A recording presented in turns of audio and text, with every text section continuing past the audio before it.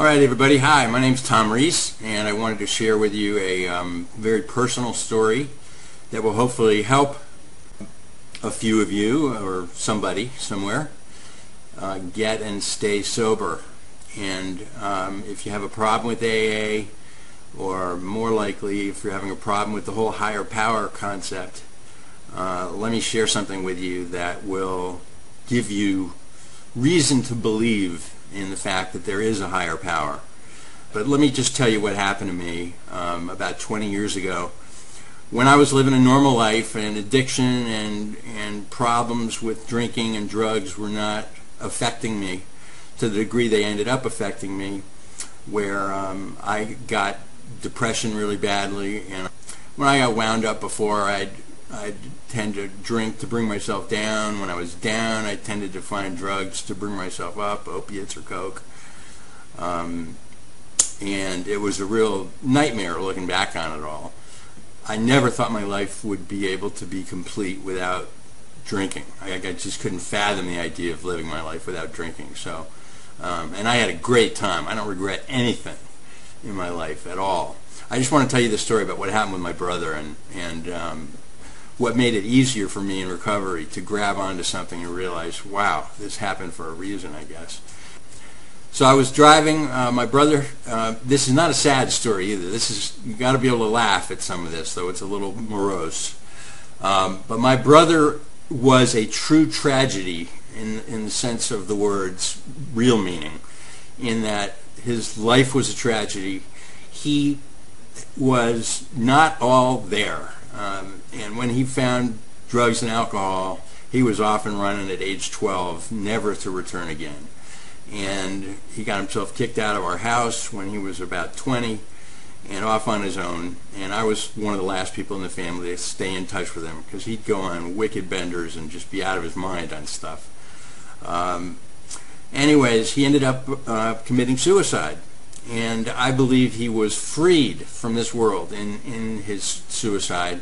And I know now that he's in a happier place. But here's what happened. He committed suicide. He was such a tragedy that he couldn't even successfully commit suicide, because he tried 7 times. On his 7th time, he got it. But he had tried everything from, he was down in San Diego at one point, and he tried driving his truck off the cliffs.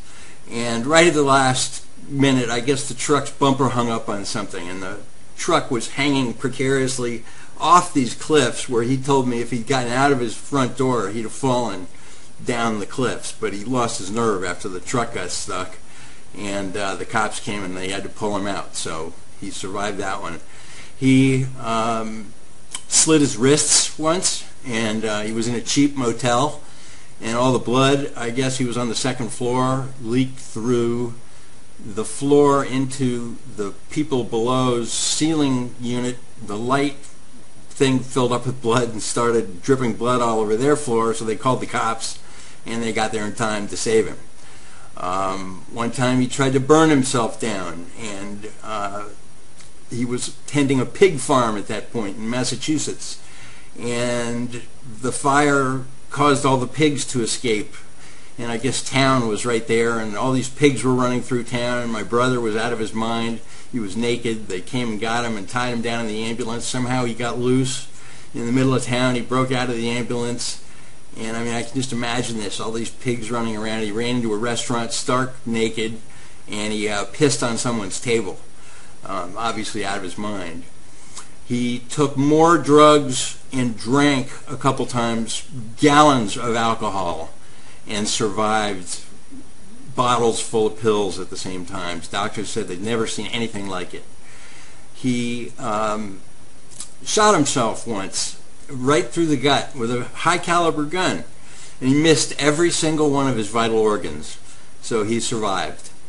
And he survived miserably. He was so unhappy, and he couldn't think without alcohol. We were all adopted, and I suspect that his mother, whoever was carrying him, was a wicked alcoholic, because he was just born into alcohol. And there was no getting around it. There was no recovering for him.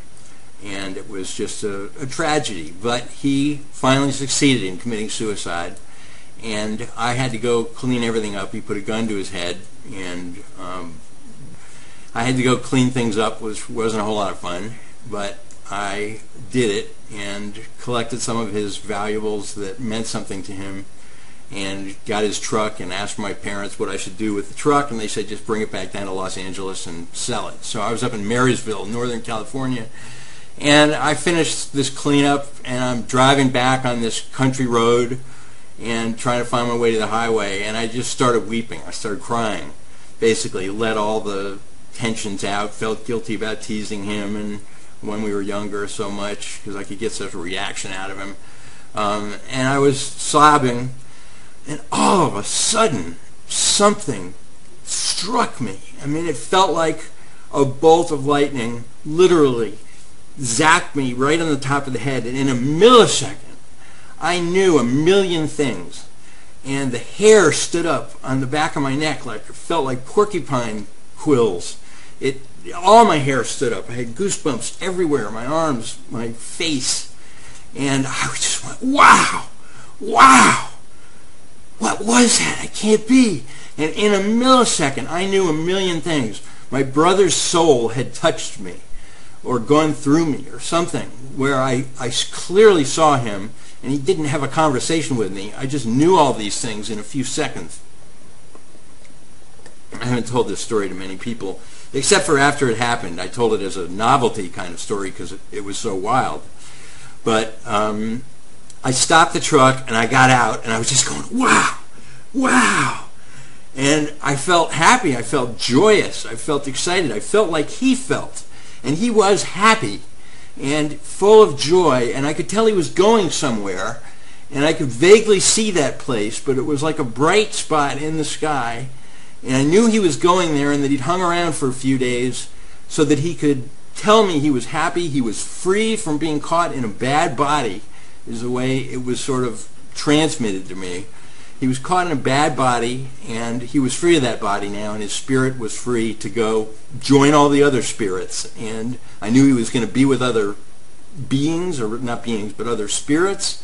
He was going to be in the company of everyone he ever knew, and that he was as joyous and happy as you could ever imagine. And I felt this feeling. So there was no more sadness about me at all. It was like I knew he was okay, and I had sort of seen God. I realized also, and it's taken me many years to absorb this millisecond and all that went into it, or that came through it, but I believe that all of us are just pieces of God. God is an assembly of all our spirits. It is everything.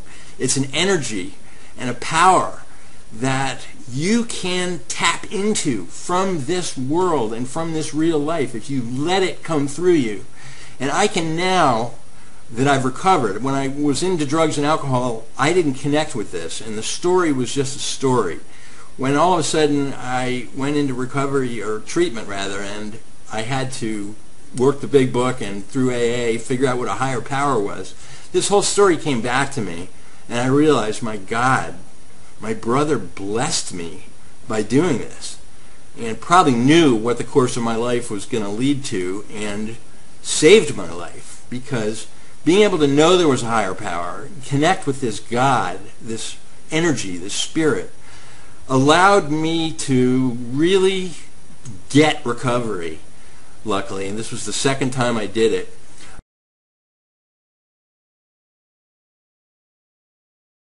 And after you're sober living long enough, you get through a lot of these things that triggered you before and realize, hey, you know what, I can get through life and it's okay. And there was 1 minute for me where I went to a big party of a friend of mine who was having his 50th, God almighty, birthday party.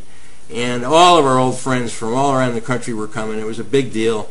And I was nervous. I'd had about a year of sobriety under my belt, and I really wanted to drink before this party to loosen up.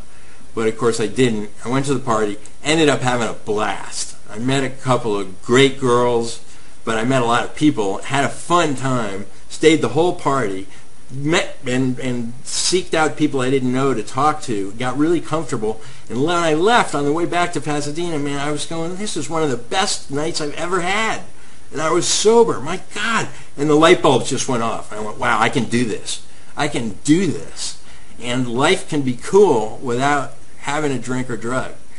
So that's what happened. And I'm telling you this because the other night I was sitting in front of the computer. I've developed this site. The site is now in the top 1% of all U.S. websites and in the top 5% of all sites in the world. It's the #1 site in sober living.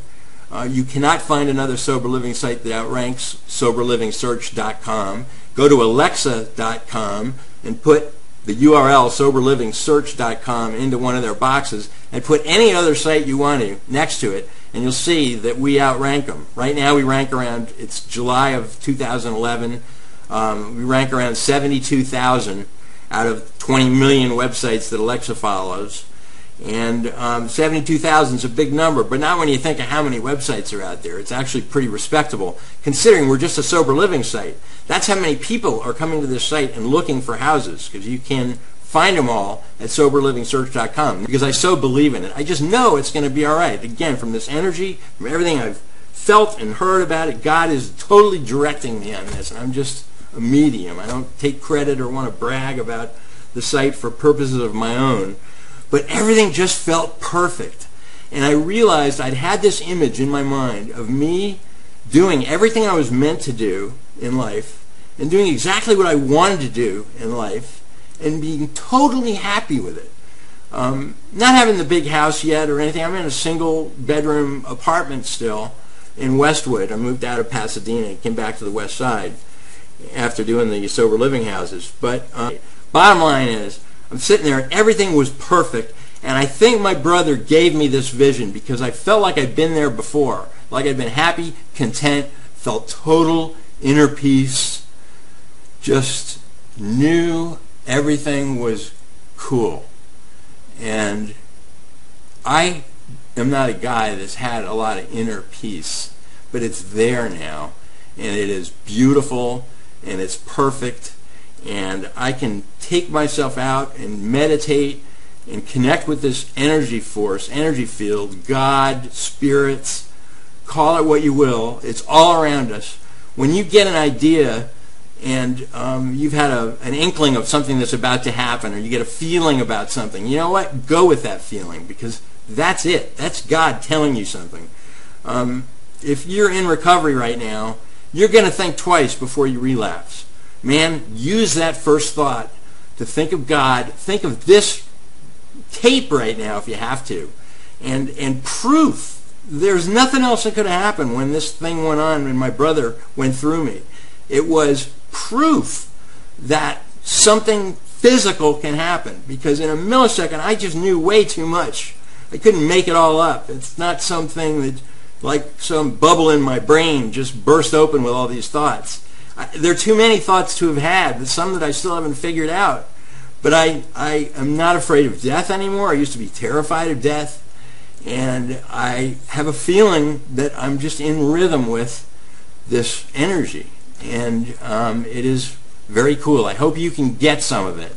I've written about it a lot on the blog, on a blog that's called Depression, Anxiety, and Addiction, which is how I started sort of introducing myself to the internet. So I've been doing that for a while. And then there's a good blog on soberlivingsearch.com you can go to, and there's some good stuff in there too, but more on that first site. And God bless you, and I hope this little piece of wisdom tape story, call it what you will help you in your time of need, because we all have times of need. And you need to call upon that energy, that power, that higher power in those times when you need help. And if you ask for the help will come. Pray in the sense that you pray you can help somebody or be free to help someone, and be in awe of everything around you and what you've been given. Yes, even in these bad situations. I am so glad that everything happened to me that happened to me, because I'm now in a place that I never believed was even possible. With all the drugs and alcohol in the world, nothing ever made me feel as good as I feel today. This is meant to help encourage you if you're not totally with it. All right? This is Tom Reese signing off. God bless you. Take care.